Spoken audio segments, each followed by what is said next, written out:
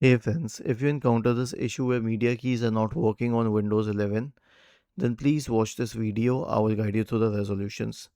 The first solution is to update Windows. Right click on the Start button, select Settings from the menu, go to the Windows Update tab on the list on the left hand side and click on Check for Updates in the right pane. The next solution is to update the keyboard drivers. Search for Device Manager in the Windows search bar, open the Device Manager. Expand the list for keyboards, right click on the first one and select Update Drivers.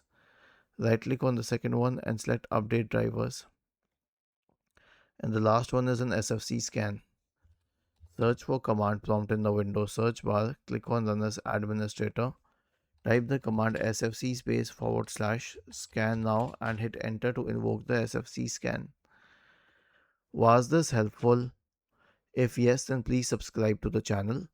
If not, then let us know in the comment section of the video on how we could help you further. Thank you for watching this video and have a nice day.